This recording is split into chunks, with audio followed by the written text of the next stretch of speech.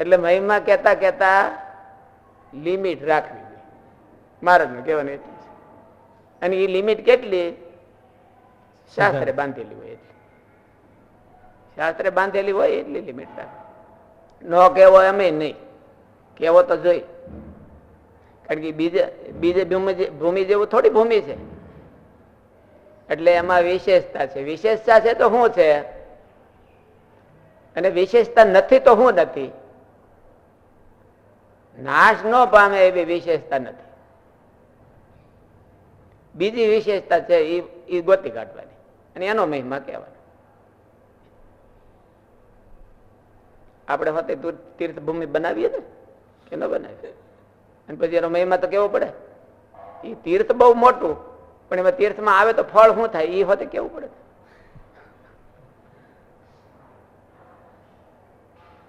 તીર્થમાં આવીને શું કરવાનું એવું ન કહીએ. કેમ કરવું જોઈએ, કે તીર્થમાં રહેતા હોય અને કેમ કરવું જોઈએ એ કઈ ન કહીએ. તીર્થભૂમિનો મહિમા ખાલી કહીએ.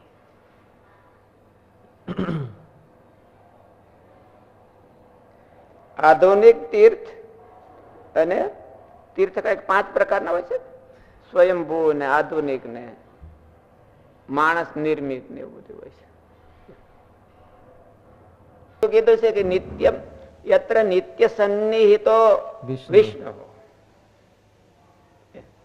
જ્યાં ભગવાન નિત્ય રહ્યા છે. બોલવું આપણે પુલહાશ્રમમાં યત્ર નિત્ય સન્નિહિતો વિષ્ણુ એમ કીધું કે જ્યાં ભગવાન નિત્ય નિવાસ કરીને રહ્યા છે. એવું તો મહારાજે હોતે કીધું. એમ અમને આ ગઢડો ને એવું કઈ દેખાતું નથી. ભગવાનની મૂર્તિ હોય ત્યાં અક્ષરધામ નું મધ્ય સમજવાનું, અહીંયા રહેતા હોય પાર્ષદો ને ભગવાનના પાર્ષદ સમજવાના. એવું પછી કીધું. તો હું લિમિટ ક્યાં રાખવાની? આવું તો મારે તો કહી દીધું. મારે તો એમ કીધું કે આ સભાને અમે બદ્રિકાશ્રમ ને શ્વેતદીપ ની સભાના કરતા વધારે ન માનતા હોય તો અમને આ સભાના હામ છે, પરમહંસના હામ છે. તો મારે લિમિટ હું રાખીને હું ન રાખી લ્યો. અધ્યાત્મ રીતે હોઈ શકે, પણ કે ફિઝિકલ રીતે સૃષ્ટિના નિયમો છે એ રીતે ન હોઈ શકે. એમાં હું ન સમજવું એમ. મારે તો કીધું કે પાર્ષદોના અધ્યાય સામે ને શ્વેતદીપ કરતા મોટા સમજવા. સ્વાને કે નહીં?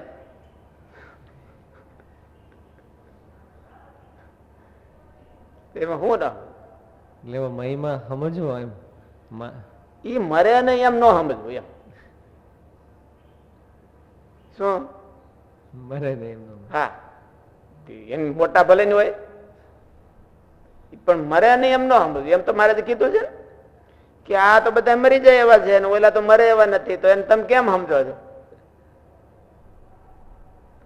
તો કોઈ એવો જવાબ દીધો કે નાના મહારાજ આ ન મરે, તમને અડી ગયા એટલે મરે. હવે તમારી પૂજા કરે એ મરે કોઈ દી? કે મહારાજ ની પૂજા કરીને મરે એવું થોડું બનતું છે.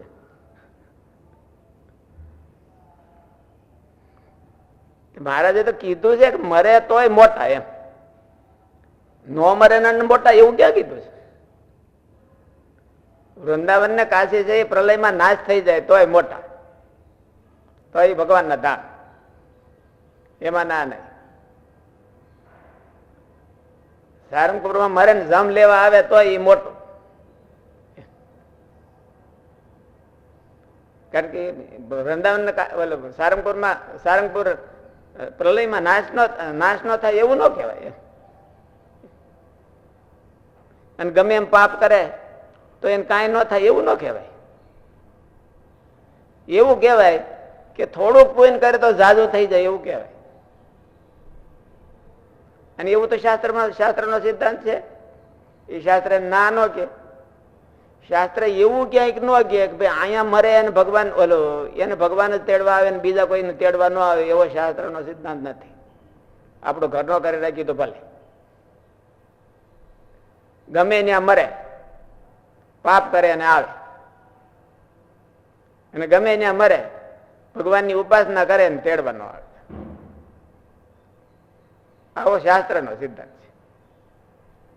અને આપણે કઈ ગમે અહીંયા મરે તો એની ઉપાસના ન કરી હોય તો એને જમની ઉપાસના કરી હોય તોય ભગવાન તેડવા આવે. અને બીજે મરે તો ભગવાનની ઉપાસના કરી હોય તો જમ તેડવા આવે. એ નિયમ કોનો? આપણો ઘરનો. એ આપણો ઘરનો છે. એને શાસ્ત્રની હારે વિરોધ છે. એટલે એવા આપણા નિયમની હારે વિરોધ કોને કોને છે એ હોતે જાણી રાખવું. આપણે ઘરના નિયમ બનાવ્યો હોય, ઘરના તીર્થને ક્રિએટ કરીએ આપણે જયારે, એટલે એનો લિમિટ એમ કે એનું જે બ્રોડકાસ્ટિંગ પ્રોસ્પેક્ટ કરીએ ને એમાં લિમિટ મૂકવાની. વચનામૃતમાં કહ્યું છે કે આ ગઢડું અને આ દરબાર અમને દેખાતો નથી, તમે બધા ધામમાં બેઠા છો તેમ હું દેખું છું. ઇત્યાદિક મહિમા વાક્યોથી આપણે તેનો સદઆશયથી સદુપયોગ કરવાનો છે. દિવ્ય મારે ખોટું નથી કીધું, પણ કોઈ એમ લઈને બે કે આ મહાપ્રલયમાં નાશ નથી થતું તો એ ખોટું. અહીંયા ગમે એમ કરે તો એ ધામમાં જ જાય તો એ ખોટું. શું કરવા ખોટું? એવું કઈ શાસ્ત્ર કહેતું નથી. શાસ્ત્રનો એની હારે વિરોધ આવે. શાસ્ત્રનો એની હારે વિરોધ આવે. સિદ્ધાંતનો એની હારે વિરોધ આવે. મહારાજના જ સિદ્ધાંતનો એની હારે વિરોધ આવે.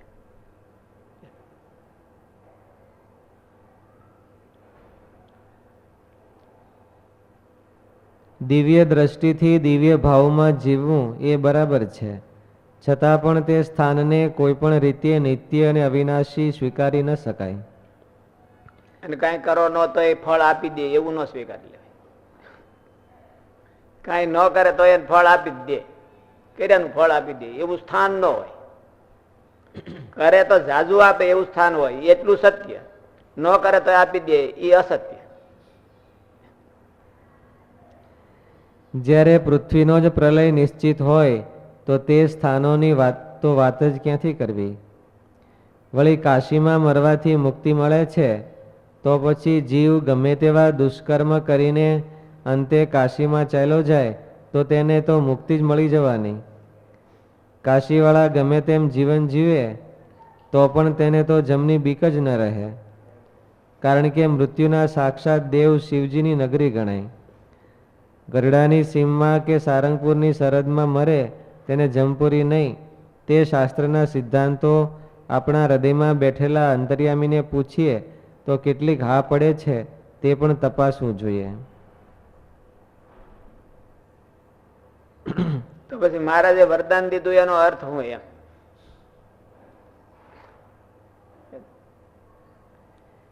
શું તેઓ ગમે તેવું આચરણ કરે અને આવા મહિમાને ઓથે હજુ પણ ગમે તેમ કરતા ફરે અને તેને ઈશ્વરના કોઈ નિયમ લાગુ ન પડે તેવું શક્ય બને ખરું? તે વિચાર માગી લે તેમ છે.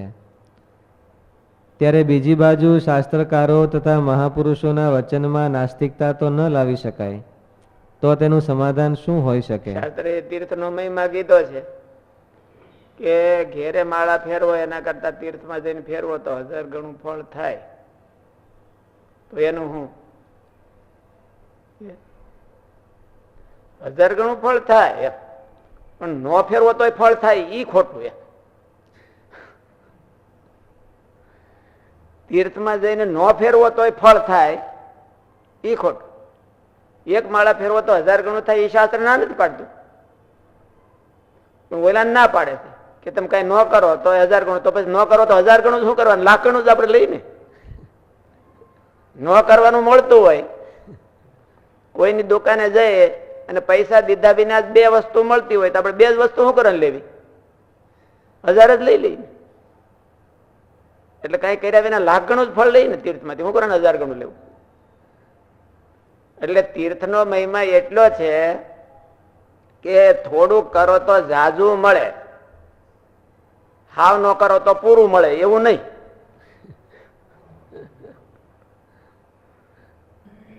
એટલે એટલો મહિમા રાખવાનો.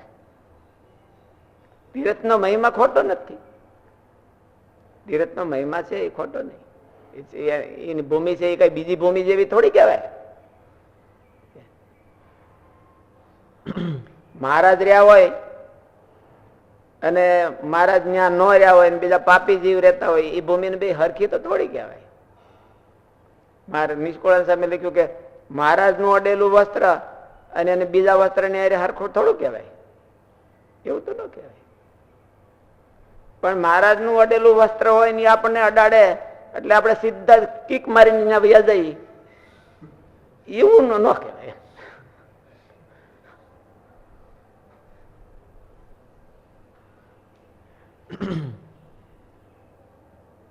એમ તો આપણે પ્રસાદીમાં રાખતા જ હોય છે ને, આમાં નથી કાઢતા, પણ તો કીક લાગતી નથી.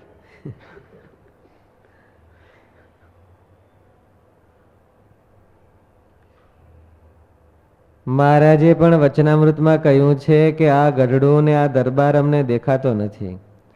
તમે બધા ધામમાં બેઠા છો તેમ હું દેખું છું. અક્ષરધામ દેખાય છે, અક્ષરધામ દેખાય છે મહારાજ કેમને. પણ તો એ પાછું એવું ન કીધું કે આ ગઢડું ક્યારે નાશ નહીં થાય, એવું ન કીધું. મહાપ્રલયમાં નાશ ન થાય એવું ન કીધું. મહારાજે પણ વચનામૃતમાં કહ્યું છે કે આ ગઢડું ને આ દરબાર અમને દેખાતો નથી. તમે બધા ધામમાં બેઠા છો તેમ હું દેખું છું. ઇત્યાદિક મહિમા વાક્યોથી આપણે તેનો સદ આશયથી સદ ઉપયોગ કરવાનો છે. દિવ્ય એવું ન કહી દીધું તમે બધા ધામમાં જાહો જ, એવું ન કીધું. એવું તમારે અઢારમાં વચનામૃતમાં એવું કીધું કે જો આ પ્રમાણે રહો તો જાહો, નકર તો ભૂત ને રાક્ષસ બ્રહ્મ રાક્ષસ નો દેહ આવશે અને રઝળતા રઝળતા મરી જાઓ. એ ગઢડામાં જ વાત કરી છે, ક્યાં કરી?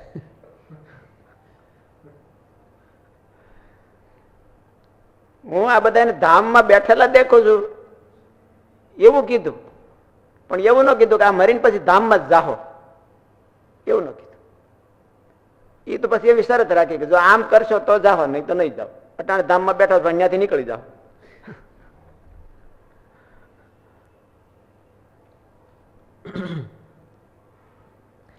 આ ગઢડું ને આ દરબાર અમને દેખાતો નથી. તમે બધા ધામમાં બેઠા છો તેમ હું દેખું છું. ઇત્યાદિક મહિમા વાક્યોથી આપણે તેનો સદ આશયથી સદ ઉપયોગ કરવાનો છે. દિવ્ય દ્રષ્ટિથી કે લીલા કરી અથવા મહાપુરુષોની પવિત્ર કર્મભૂમિ છે, તીર્થભૂમિ છે, ત્યાં મુમુક્ષુને સાધનામાં ફાયદો થાય છે. ત્યાં ભગવાને મહાસંકલ્પ કર્યો હોય, ભગવાને પોતાનું મિશન નક્કી કર્યું હોય કે પરિત્રાણાય સાધુનામ વિનાશાય ચ દુષ્કૃતામ ધર્મ સંસ્થાપનાર્થાય સંભવામી યુગે યુગે. હવે હું વૃંદાવનમાં જન્મ લેવાનો છું, એટલે આવું મારું મિશન પાર પાડવા માટે. અને પછી એને ભગવાને એવા મહાકર્મો કર્યા હોય, મહાકર્મો કર્યા હોય તો કર્મનો નિયમ એવો છે કે ભોગવ્યા વિના નાશ ન પામે. વાહે વાહે ફેરે રાખે, કન્યા ફરે. તો ભગવાનની તો વાહે વાહે કઈ ફરવાનો સવાલ નથી રહેતો. ભગવાને આવા મહાકર્મો કર્યા હોય ને મહાસંકલ્પ કર્યા હોય, સૃષ્ટિના ઉદ્ધારના અને જીવના ઉદ્ધારના મહાસંકલ્પો કર્યા હોય કે ભગવાને મહાપુરુષોએ એવા મહાસંકલ્પો કર્યા હોય. રામાનુજાચાર્યજી છે કે વલ્ભાચાર્યજી છે કે મધ્વાચાર્યજી છે કે એને બધા મહાસંકલ્પો કર્યા હોય કે આ સૃષ્ટિમાં જીવનો ઉદ્ધાર થાય અને પછી એને માટે કઈક ફોલો કર્યું હોય. એ બધા કર્મો છે એનું કઈક ફળ હોય. હવે એને તો મળવાનું નથી અને એની વાહે વાહે તો આ કર્મ જઈ ન શકે, એટલે એ ભૂમિમાં એ ઘૂમે રાખે. જેમ ફ્રીક્વન્સી ઘૂમતી હોય છે, દિલ્હીથી બધા ચિત્રો રિલે થાય તો એની ફ્રીક્વન્સી અહીંયા હોય. એની ફ્રીક્વન્સીમાં જો આપણે બટન દબાવીએ તો ફટ દઈને અહીંયા આવે, એનો અવાજ હોતે અહીંયા આવે ને એનો ચિત્ર હોતે અહીંયા આવે. એમ ભગવાને જે મહાકર્મો અને મહાસંકલ્પની ફ્રીક્વન્સી રાખી હોય, એ ફ્રીક્વન્સીમાં જો આ જીવવા મળે તો એને ફટાફટ મને લાભ પડે, એને મને લાભ. એ ફ્રીક્વન્સીમાં તો આવવું ન હોય. અને તીર્થનો મહિમા કેવો છે? ફ્રીક્વન્સીમાં આવ્યા વિના ન રહે. મહારાજ કે ભારતમાં નરનારાયણ ભગવાન છે એ તપ કરે છે ને એ ભારત ભૂમિમાં બધા માણસોને માટે તપ કરે છે. તો કે બધા કેમ નથી હાલતા? બધા કેમ નથી હાલતા ભગવાનને માર્ગે? એની ફ્રીક્વન્સીમાં ન આવે, એ ન હાલે, ઓલાને ફળ મળે એમ. અને થોડા દાખલે મનુષ્ય જન્મ પૂરો કરીને ભગવાનના ધામમાં ગયો છે. થોડા દાખલે. નકર તો ગમે એટલો દાખલો કરે તો એ ધામ મળે એવું નથી. પણ ભગવાનનો સંકલ્પ હતો અને એને મેચિંગ થાય એવો બીજો સંકલ્પ આ કરે છે કે મારું ભગવાન એવો સંકલ્પ કરીને આવ્યા હતા કે હજારો જીવનું મારે કલ્યાણ કરવું, એવું કલ્યાણ કરવું. અને આ જીવને એ જમીનમાં જઈને એવો સંકલ્પ કરે કે મારે મારા જીવનું કલ્યાણ કરવું. બેનું ફ્રીક્વન્સી મળી એટલે એને તાત્કાલિક કિક લાગે છે. શેમાં? સીધો વયો જાય આમાં એમને નહીં, પણ સાધનામાં એને કિક લાગે. એવી સાધના કરીને જલ્દી ભગવાનના ધામમાં વયો જાય. એ ભગવાનના સંકલ્પના બળે થાય. અને એ ભગવાન તો ધામમાં વયા ગયા હોય તો ઓલા કર્મ છે એ આ ભૂમિમાં એમને ગોમતા હોય છે. અને એ કોઈ દી નાશ નથી થવાના. એ તીર્થ ભૂમિનું તીર્થત્વ છે. ગઢડામાં રહીને મહારાજે જીવના ઉદ્ધારનો સંકલ્પ કર્યો હોય એવું સ્થાન બીજું ક્યાં હોઈ શકે? મહારાજના જેવો સંકલ્પ કરનારો બીજો કોણ હોય છે? અને એવું કરે તો એના જેટલું જોર ક્યાંથી આવે? એના જેટલું જોર તો કોઈનામાં આવે નહીં. એટલે એના જે સંકલ્પની ફ્રીક્વન્સી છે એ ન્યાય એમને હોય, હાઈ ફ્રીક્વન્સી. અને જ્યાં કોઈ જઈને એને મળતો સંકલ્પ કરે, એને અનુરૂપ કરે, એને અનુરૂપ જીવન જીવે તો એને પોતાના બળે નહીં પણ એ સંકલ્પના બળે 1 ગણું કરે તો 1000 ગણું મળે, લાખ ગણું મળે. કારણ કે પોતાના સંકલ્પમાં બળ હોય એના કરતા ભગવાનના સંકલ્પમાં તો લાખ ગણું કહેવાય નહીં, તો એને લાખ ગણો ફાયદો થાય. તો થાય ખરો? ના નહીં. પણ એવું ન કરવું હોય અને નકરો મહિમાને જ હાઈલાઇટ કરવો હોય તો એ બધી રાત છે. આ કરવા જેવું છે એને હાઈલાઇટ આપો. આ કરવા જેવું છે અને અહીંયા આવું અહીંયા થઈ શકે એવું, તો અહીં ફાયદો થાય એવું છે, એને હાઈલાઇટ આપો. અહીંયા રે એને હાઈલાઇટ ન આપો, કરે એને હાઈલાઇટ આપો, કર્તવ્યને હાઈલાઇટ આપો.